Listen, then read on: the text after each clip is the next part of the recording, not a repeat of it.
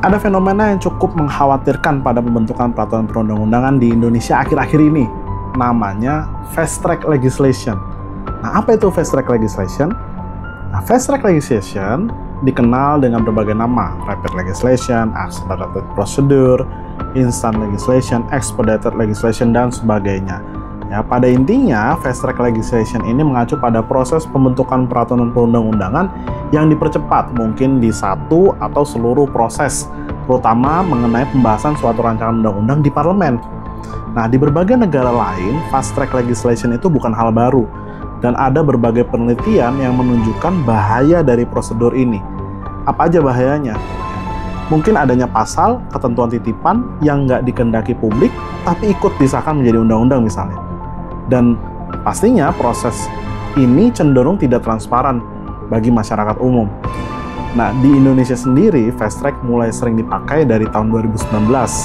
Misalnya pada proses pembentukan revisi Undang-Undang KPK, waktunya hanya 12 hari. Pembahasan Undang-Undang Minerba, waktunya kurang dari 3 bulan. Ya, apalagi dilakukan rapatnya secara tertutup. Ya, perubahan Undang-Undang MK, waktunya hanya 7 hari. Dan yang paling fenomenal yang kita tahu, Undang-Undang Cipta Kerja, ya, waktunya 167 hari, kayaknya lama ya, tapi itu merupakan revisi dari lebih dari 75 undang-undang. Ya, Undang-Undang IKN, waktunya kurang dari 2 bulan, 43 hari, bahkan sampai dibahasnya ya sampai subuh dan tengah malam. Nah, yang terbaru misalnya Undang-Undang BUMN dan Undang-Undang TNI. Nah, ini kalau kata Bernadia, pembahasannya belum ada 1 bulan. Kalau kita lihat, fenomena ini bukan hanya terjadi di tingkatan undang-undang, tapi juga di peraturan perundang-undangan di bawah undang-undang. Misalnya, ya kalau tadi kita bicara mengenai Undang-Undang BUMN, ya PP dan Kepres dan Antara yang adalah delegasian dari Undang-Undang BUMN, simsalabim jadi tepat bersamaan dengan undang-undang disahkan 24 Februari. Wadidaw sekali ya, kapan disusunnya? Kapan dibahasnya peraturan perundang-undang ini? Langsung disahkan bersamaan dengan dikeluarkannya undang-undang BUMN tersebut.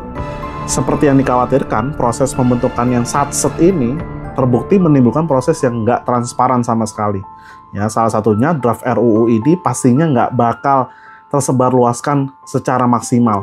Ya, contoh, ya terjadi pada akademisi yang dimintai pandangan, diundang untuk dimintai pandangan. Ya, misalnya nih, Prof. Yeti Komalasari, itu diproses perubahan BUMN. Pada tanggal 23 Januari, saya dihubungi oleh salah satu staf DPR Komisi 6. Ya, meminta saya untuk hadir sebagai narasumber, salah satu narasumber dalam RDPU. RUU BUMN 23 Januari. 24 Januari saya minta, saya sudah menyatakan kesediaan, tapi saya minta mana RUU BUMN-nya. Loh, kalau kita ingin memberikan masukan RDPU, kita harus baca kan? Iya, RUU-nya harus jelas. RUU harus jelas kan? Lalu tidak lama kemudian dibalas bahwa berdasarkan arahan dari pimpinan, para pakar diminta memberikan masukan secara umum. Secara umum. Tidak spesifik. Pasal mana gitu. Baik, ya. jadi RDPU tanggal 30 Januari, Prof. 30 itu kebetulan sesi pertama itu saya dan salah satu ada guru besar dari UGM, kami memberikan masukan. Selesai, ya kami juga menyampaikan di situ bahwa kami tidak membaca seluruh RUU-nya. Saya mendapatkan artinya gini, setelah selesai itu kami mendapatkan janji begitu ya, karena ada beberapa anggota dewan juga mengatakan bahwa sebaiknya RUU-nya diberikan kepada kami dan kami akan bisa memberikan masukan secara tertulis. Saya menunggu dong ya 30, 31 gitu kan ya. Saya tanyakan lagi. Tidak direspon, mana nih RUU-nya? Tiba-tiba saya mendengar di koran 4 Februari RUU-nya disahkan menjadi undang-undang. Saya kan kaget. Teman-teman yang saya juga ajak diskusi juga langsung nelpon. RUU-nya belum dapat ya? Saya RUU-nya belum dapat.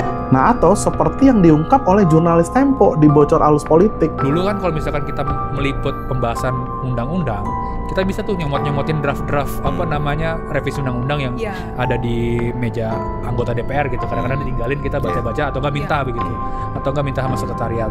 Nah sekarang boro-boro agak ada, mereka pun bingung gitu kan. Malah mereka kadang-kadang nanya sama kita. Iya, nanya sama kita kan. Terus tiba-tiba website DPR gitu kan error mulu. Padahal pasti bayar mahal tuh kan tuh website DPR itu. Error, nggak bisa diklik segala macam. Nah, mana transparansinya begitu kan? Jadi bayangkan kalau akademisi yang diundang sebagai penanggap saja atau bahkan anggota DPR-nya tidak dapat mengakses RUU yang dibahas, gimana ceritanya kita masyarakat sipil? Ke laut aja deh. Jadi semakin cepatnya proses pembahasan suatu peraturan perundang-undangan menyebabkan rendahnya tingkat penyebarluasan. Nah, rendahnya tingkat penyebarluasan menyebabkan rendahnya tingkat partisipasi publik. Tentu rendahnya tingkat partisipasi publik menyebabkan rendahnya kualitas peraturan perundang-undangan.